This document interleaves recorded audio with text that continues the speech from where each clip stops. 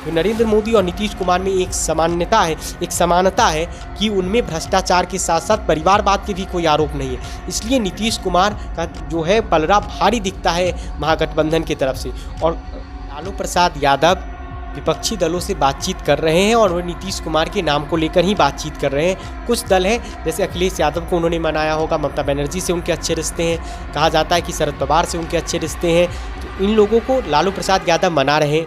इन लोगों के लिए लालू प्रसाद यादव नीतीश के लिए बातचीत करते रहे।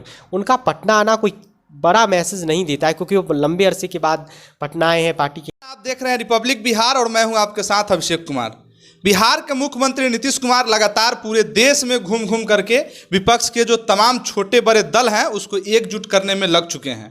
ऐसे में कई सवाल उत्पन्न हो रहे हैं कि क्या बिहार के मुख्यमंत्री नीतीश कुमार बिहार के अलावा देश के जो तमाम छोटे छोटे दल हैं जो कांग्रेस से अलग विचारधारा रखते हैं उन सभी को एकजुट करने का प्रयास कर रहे हैं। ऐसे में क्या तमाम दल एक साथ आ करके एक मंच पर आएंगे? इन सवालों पर चर्चा करने के लिए हमारे साथ अमित कुमार मौजूद हैं। आइए हम अमित से बातचीत करते हैं। क्या लगता है अमित, बिहार के मुख्यमंत्री नीतीश कुमार पूरे देश में घूम घूम करके विपक्ष के जो तमाम कांग्रेस के अलग विचारधारा के जो दल हैं उसको एकजुट करने में लगे हुए, क्या सभी एक साथ एक मंच पर आ सकते हैं? देखिए, कांग्रेस से अलग विचारधारा नहीं है। जिन जिन दलों का कांग्रेस से इन दिनों दूरी है उनमें से अधिकतर राजनीतिक दल ऐसे हैं जो कांग्रेस से ही निकल कर गए हैं, जिसमें शरद पवार हैं। वे आज भले ही कांग्रेस के साथ गठबंधन में हों, लेकिन शरद पवार की पार्टी एनसीपी में इन दिनों जो हलचल चल रही है, शरद पवार ने खुद एनसीपी के अध्यक्ष पद से इस्तीफा दिया है और अब एनसीपी में नया अध्यक्ष बनने हैं। उसको लेकर एनसीपी में इन दिनों नई रवायत देखने को मिल रही, नई खींचतान उनके एनसीपी खेमे में है। दूसरा है टीएमसी, तृणमूल कांग्रेस जो है वो कांग्रेस से ही निकलकर ममता बनर्जी ने अपनी पहचान बनाई और एक पार्टी को स्थापित किया, टीएमसी, जो इन दिनों कांग्रेस से दूरी है, कांग्रेस से बराबर दूरी पर है। जितना वो दूर वो बीजेपी से है उतना दूर ही वो कांग्रेस से है। पिछले दिनों जब नीतीश कुमार वो मिलने गए थे ममता बनर्जी से, तो उस मुलाकात में भी ममता बनर्जी से मुलाकात हुआ तो उसमें ममता बनर्जी ने नीतीश कुमार को ये कहा था कि आप पटना में एक बैठक बुलाइए विपक्षी दलों की, दिल्ली के बजाय, और पटना में ही विपक्षी पार्टियों की एक रैली बुलाइए। बहुत संभव है कि 13 मई के बाद जब कर्नाटक चुनाव के नतीजे आ जाएंगे उसके बाद पटना में विपक्षी पार्टियों का एक जनसैलाब होगा, विपक्षी पार्टी की एक मीटिंग होगी और एक बड़ी रैली आयोजित हो सकती है। ममता बनर्जी क्या कांग्रेस के साथ आएगी, ये भी एक सवाल है। दूसरे जिस राजनीतिक दल से उसी शाम नीतीश कुमार मिले थे, राजनीतिक दल के मुखिया से, लखनऊ आकर अखिलेश यादव से, मुलायम सिंह यादव ने अपनी पार्टी कांग्रेस के खिलाफ बनाई थी, कांग्रेस के खिलाफ विरोध कर बनाई थी। लेकिन अब समय की मांग है कि अखिलेश यादव की मजबूरी हो रही है कि वो कांग्रेस के साथ गठबंधन में शामिल हो 24 के इलेक्शन में, लेकिन उन्हें कांग्रेस लीड करती हुई दिखाई न दे। उसमें एक नेता की नाम ना हो राहुल गांधी का, बाकी सब नेता के नाम हम स्वीकार करने को तैयार हैं। तीसरा जो दल है टीआरएस, जो अब बीआरएस बन गई है, तेलंगाना की के चंद्रशेखर राव, उन्होंने के चंद्रशेखर राव ने कहा कि कांग्रेस के साथ जाने में उन्हें कोई दिक्कत नहीं है, बशर्ते कि राहुल गांधी चेहरा ना हो, क्योंकि राहुल गांधी इन दिनों कानूनी मामलों में कानूनी शिकंजा उन पर कस गया। उनकी संसद की सदस्यता खत्म हो गई है, उन पर चुनाव लड़ने पर भी उन पर शंका है कि शायद वो चुनाव भी ना लड़े। ऐसी खतरे का बादल उनके ऊपर मंडरा रहा है। इसके अलावा अरविंद केजरीवाल जो लगातार कांग्रेस से दूरी बनाए हुए थे, अरविंद केजरीवाल को उनकी पार्टी पीएम के तौर पर प्रोजेक्ट भी करती है, लेकिन परिस्थितियां बदल चुकी हैं। उनके कई मंत्री, उनके 2 मंत्री जो है उन भ्रष्टाचार के आरोप में जेल में बंद हैं। इसी वजह से 2 की मंत्री पद भी गई। खुद मुख्यमंत्री अरविंद केजरीवाल से शराब घोटाले में पूछताछ हो चुकी है, सीबीआई कर चुकी है, और अब एक नए विवाद में वो शीश महल में फंस चुके हैं। तो अरविंद केजरीवाल की सियासी मजबूरी है कि वह कांग्रेस के साथ दिखे, और जिस तरीके से राहुल गांधी की संसद सदस्यता खत्म होने पर वह राहुल गांधी के साथ नजर आए थे, इससे साफ है कि आम आदमी पार्टी 24 का चुनाव कम से कम विपक्षी दलों के साथ मिलकर लड़ना चाहती है। इन 4 दलों में जो सबसे ज़्यादा दूरी थी कांग्रेस को लेकर, वे कम होती हुई नज़र आ रही है, और इसका प्रयास नीतीश कुमार बखूबी कर रहे हैं। लगातार वह मेहनत कर रहे हैं। जल्द ही वह ओडिशा के मुख्यमंत्री नवीन पटनायक से मिलेंगे, जो कांग्रेस से दूर रहती है। कई मौक़ों पर हमने देखा है कि राज्यसभा और लोकसभा में वह कई विधेयकों पर नरेंद्र मोदी की सरकार। अमित, ऐसा कहा जाता है कि नीतीश कुमार भले ही पूरे देश में घूम करके विपक्षी दलों को एकजुट करने में लगे हो, लेकिन आप तमाम जिन दलों के अध्यक्षों का बात किए हैं या फिर जो तमाम लीडरशिप का बात किए हैं, उसमें से ममता बनर्जी या फिर अरविंद केजरीवाल और सपा के जो राष्ट्रीय अध्यक्ष अखिलेश यादव, ये लोग पहले भी प्रधानमंत्री बनने का जो है सपना देख चुके हैं और एक अनार 100 बीमार वाली बात है। इसमें ऐसे में कैसे लगता है कि तमाम जो विपक्षी दल हैं एकजुट होकर के एक प्रत्याशियों पर सहमति बना पाएंगे?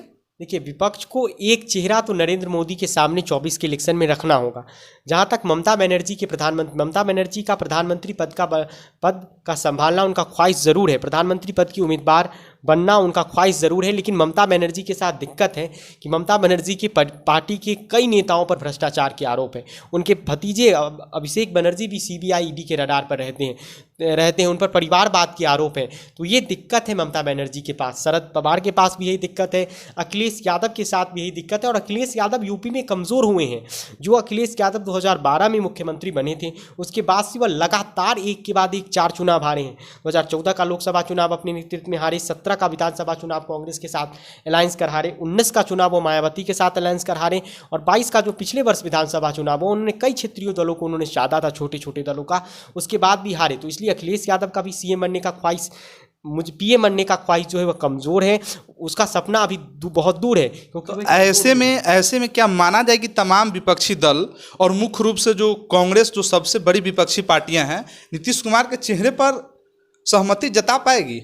देखिए, नीतीश कुमार जब भी मिलते हैं, जिससे मिलते हैं, वह दिल्ली में मुलाकात करके आए हों अगस्त में, फिर अप्रैल में मिले, फिर अभी ममता बनर्जी अखिलेश से मिले, वहाँ भी प्रेस कॉन्फ्रेंस में आपने सुना होगा, वो हर प्रेस कॉन्फ्रेंस में खुद ही कहते हैं, या फिर बिहार में हर प्रेस कॉन्फ्रेंस में खुद ही कहते हैं कि मुझे प्रधानमंत्री नहीं बनना है।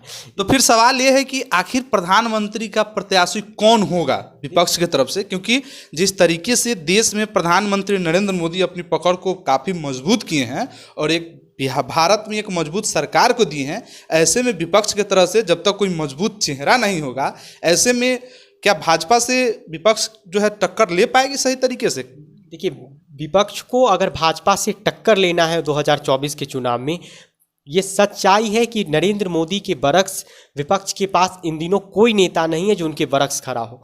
राहुल गांधी की जिस दिन सदस्यता गई है, उससे सबसे ज़्यादा फायदा में विपक्षी पार्टी है, यानी कह सकते हैं एक बिन मांगी मुराद पूरी हो गई है विपक्षी दल। क्योंकि राहुल गांधी की जैसे ही संसद सदस्यता खत्म हुई, उन पर चुनाव न लड़ने का उन पर खतरा मंडराने लगा, तो विपक्षी दलों में एक बेचैनी बढ़ी। इसके बाद विपक्षी दलों को लगा कि विपक्षी दल की सिर्फ एक मांग है कि कांग्रेस लीड करे, लेकिन राहुल गांधी उसका चेहरा ना हो, उसका चेहरा कोई और हो सकता है। कांग्रेस से ही मल्लिकार्जुन खड़गे हो सकते हैं, दलित कम्युनिटी से आते हैं, दलित समुदाय से आते हैं। और नीतीश कुमार इसलिए उस लिस्ट उसमें प्रयास, विपक्षी एकता के लिए बहुत प्रयास करें, क्योंकि कांग्रेस ने कोई ना कोई आश्वासन उन्हें दिया है, ठोस आश्वासन दिया है। और जब वो कहते हैं कि मुझे प्रधानमंत्री नहीं बनना है, तो खुद नहीं चाह रहे हुए एक ऐसी परिस्थितियाँ तैयार हो जाए कि जिसमें सभी दल उनसे कहें कि आप ही बन जाइए। तो क्या ऐसा माना जाए कि मुख्यमंत्री लगातार कहते रहे कि मेरी प्रधानमंत्री बनने की कोई ख्वाहिश नहीं है, तो ऐसा हो सकता है कि सबसे ज़्यादा ख्वाहिश कहीं उस पद को लेकर के उन्हीं को हो? नीतीश कुमार 2022 में इसीलिए NDA से अलग ही हुए थे, क्योंकि उनके अंदर प्रधानमंत्री बनने का ख्वाहिश है।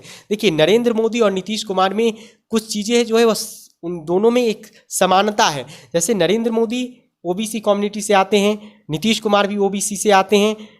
नरेंद्र मोदी भी लंबे अरसे तक गुजरात के मुख्यमंत्री थे, नीतीश कुमार भी लगातार 17-18 साल से बिहार के मुख्यमंत्री हैं। कहा जाता है कि नरेंद्र मोदी ब्यूरोक्रेसी के जरिए काम कराते हैं, नीतीश कुमार भी ब्यूरोक्रेसी के जरिए काफ़ी काम उन्होंने बिहार में कराया भी है।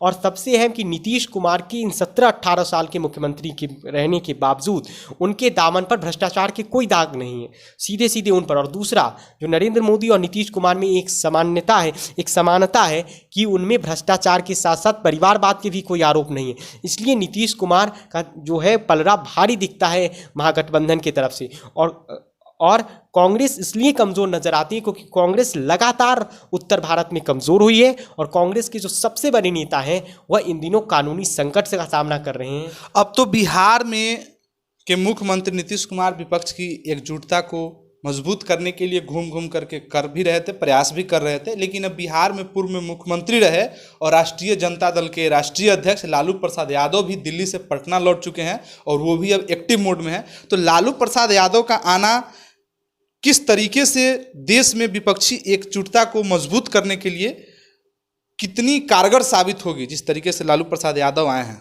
देखिए, लालू प्रसाद यादव विपक्षी दलों से बातचीत कर रहे हैं और वो नीतीश कुमार के नाम को लेकर ही बातचीत कर रहे हैं। कुछ दल हैं, जैसे अखिलेश यादव को उन्होंने मनाया होगा, ममता बनर्जी से उनके अच्छे रिश्ते हैं, कहा जाता है कि शरद पवार से उनके अच्छे रिश्ते हैं, तो इन लोगों को लालू प्रसाद यादव मना रहे हैं।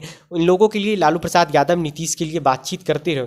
उनका पटना आना कोई बड़ा मैसेज नहीं देता है, क्योंकि वो लंबे अरसे के बाद पटना आए हैं, पार्टी के कार्यकर्ताओं से, विधायकों से मिल रहे थे, कल उन्होंने पार्टी भी दी। लेकिन इसके इतर नीतीश कुमार को विपक्ष में उनकी पहचान बढ़े, उनकी स्वीकार्यता बढ़े, उनमें लालू प्रसाद यादव का एक अहम भूमिका है, जो इन दिनों नीतीश कुमार की जो विपक्षी दलों में जो है पूछ बढ़ी है। इसका एक कारण ज़रूर है वे कॉमन मिनिमम प्रोग्राम के तहत जो तमाम विपक्षी दल एक साथ एकजुट हो रहे हैं, ऐसे में सभी दलों की अलग अलग विचारधारा है, तो क्या कॉमन मिनिमम प्रोग्राम होगा जिस पर सरकार सब आम जो छोटे दल हैं एकजुट होंगे? देखिए, विपक्षी दलों को अगर एकजुट होना है तो वह किस नारे के साथ, किस एजेंडे के साथ एकजुट होंगे? क्या नरेंद्र मोदी को हम पीएम पद से हटा इसलिए एकजुट हो? अगर इस नारे के साथ जाएंगे तो जनता के बीच एक नकारात्मक मैसेज जाएगा और जनता इस पर विश्वास नहीं करेगी। अगर विपक्षी दलों को एक मंच पर आना है तो उन्हें जनता के सामने एक कॉमन मिनिमम प्रोग्राम रखना होगा, क्योंकि जब किसान आंदोलन चला, 1 साल से ज़्यादा इस देश में किसान आंदोलन चला, कृषि बिल, एमएसपी पर कानून, जिसका विपक्ष लगातार विरोध कर रहा है, एमएसपी पर कानून बनाने की वकालत विपक्ष कर रहा है, तो विपक्ष के पास इन 2 मुद्दों को लेकर क्या रोड मैप होगा, अग्निपथ स्कीम को लेकर क्या रोड मैप होगा, और नरेंद्र मोदी की जो सरकार है उसने जो योजनाएं बनाई हैं, चाहे आप आयुष्मान भारत योजना देखिए, मुफ्त में अनाज की स्कीम देखिए, उज्ज्वला योजना देखिए, यानी सरकार ने किसानों के लिए सरकार ने पीएम किसान सम्मान निधि योजना लेकर प्रधानमंत्री की सरकार आई है। तो ये योजना है जो गांव के लोगों तक पहुंच रही है, वे देश के आम लोगों तक, परिवारों तक इन योजनाओं का फायदा पहुंच रहा है। विपक्ष को ये संदेश देना होगा, इन मुद्दों को तय करना होगा कि हम आपको, जनता को ये मैसेज देना होगा कि हम आपको इससे बेहतर देंगे। सिर्फ इस नारे से अगर विपक्ष जाएगी कि हमें नरेंद्र मोदी को हटाना है तो वो एक नकारात्मक मैसेज होगा और जनता स्वीकार नहीं करेगी। लेकिन अभी तक तो तमाम दल हैं वो इसी नारे पर एकजुट हो रहे हैं, इसी विषय पर एकजुट हो रहे हैं कि भारत में नरेंद्र मोदी को रोकना है। लेकिन नरेंद्र मोदी के हटाने के लिए सभी विपक्षी पार्टी एकजुट होंगे और प्रचार में, जब चुनाव प्रचार में वो सब जाएंगे कि हमें नरेंद्र मोदी को हटाने के लिए वोट दीजिए, तो जनता वोट देगी नहीं। जनता के सामने लेकिन क्यों ऐसा क्या है कि जनता इस बात से जो है नकार जाएगी? नरेंद्र मोदी ने, सरकार ने गरीबों को कुछ दिया है, जैसे 10 किलो वह परिवार को मुफ्त में अनाज दे रहे हैं, 80 करोड़ परिवारों को 2020 से लगातार मिल रहा, उज्ज्वला योजना मिला, आयुष्मान भारत का कार्ड मिला, प्रधानमंत्री किसान सम्मान, प्रधानमंत्री हर घर नल जल योजना मिल रहा है उसका लाभ लोगों को। यानी प्रधानमंत्री ने लोगों के, आम परिवार के में खाना, पानी, सिलेंडर, और किसानों के लिए पीएम किसान सम्मान निधि और गरीबों के लिए आयुष्मान कार्ड योजना। आपने बीजेपी की और मोदी सरकार की खूबियों को तो बता दिया, लेकिन कौन ऐसा मुद्दा होगा जिस पर जनता विपक्ष का साथ देगी और नरेंद्र मोदी को हराने में विपक्षी दल सफल हो जाएंगे? देखिए, विपक्षी दलों को नरेंद्र मोदी को हराने के लिए अगर विपक्षी दलों को कोई एजेंडा बना, उन्हें जनता के बीच जाकर ये मैसेज देना होगा, जनता को जाकर ये बताना होगा कि जो आज आपको मोदी सरकार दे रही है, हम किसानों के मुद्दे पर क्या करेंगे, हम बेरोजगारी के मुद्दे पर क्या करेंगे, हम अग्निपथ के मुद्दे पर क्या करेंगे। विपक्ष के लिए सबसे बड़ा मुद्दा क्या होगा? विपक्ष के लिए सबसे बड़ा मुद्दा होगा कि विपक्ष को जो मोदी सरकार योजना का लाभ दे रही है उससे बेहतर हम क्या दें, और दूसरा, अगर विपक्ष को नरेंद्र मोदी के टक्कर में खड़ा होना है तो चेहरा देना होगा, और दूसरा, जो नरेंद्र मोदी की स्कीम चल रही है उस स्कीम जो गाँव तक, आम लोगों तक पहुँची है, उस स्कीम से बेहतर हम कोई स्कीम ला कर दें, इसका रोड मैप जनता के सामने रखें। मुख्यमंत्री नीतीश कुमार भले ही विपक्ष के जो तमाम दल हैं उनको एकजुट कर ले, लेकिन जब राज्यों में सीट बंटवारा का जो गणित बैठेगा उसमें तो आपसे स्वाभाविक है कि कहीं ना कहीं ये होगा। इस पर क्या राय है आपका? देखिए, इस पर 2 ही चीज़ हो सकता है। पहला कि क्षेत्रीय दल जहाँ जहाँ मजबूत है, उत्तर प्रदेश, बिहार, झारखंड,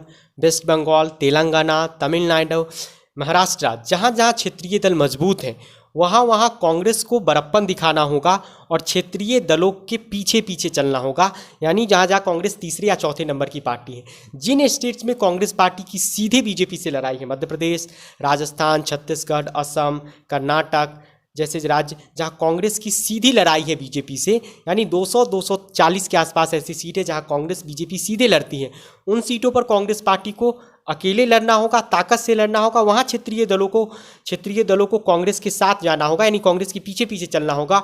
और जिन जिन इस राज्यों में क्षेत्रीय दल मजबूत है, जहाँ अखिलेश यादव, ममता बनर्जी, नीतीश, लालू, अरविंद केजरीवाल मजबूत हैं, इनके स्टालिन मजबूत है, शरद पवार, उद्धव ठाकरे मजबूत हैं, वहाँ कांग्रेस को क्षेत्रीय दल के पीछे चलना होगा और एक सीट पर विपक्ष का एक उम्मीदवार उतारना होगा। ऐसे करने पर ही चुनाव में आप नरेंद्र मोदी और बीजेपी की ब्रांड से लड़ सकते हैं, उसे टक्कर दे सकते हैं। लेकिन ये इतना आसान होने वाला नहीं है, क्योंकि अगर विपक्षी पार्टी एकजुट हो भी जाती है तो सीट बंटवारा और चेहरा, ये दो मुद्दा ऐसा रहेगा जिस पर विपक्षी दलों को बहुत ज़्यादा एक दूसरे के साथ कॉम्प्रोमाइज़ करना पड़ेगा, समझौता करना पड़ेगा। धन्यवाद। राजनीतिक से जुड़ी तमाम खबरों को हम आपके पास तक पहुंचाते रहेंगे। अगर आप फेसबुक पर देख रहे हैं तो पेज को फॉलो करें, यूट्यूब पर देख रहे हैं तो चैनल को सब्सक्राइब करें।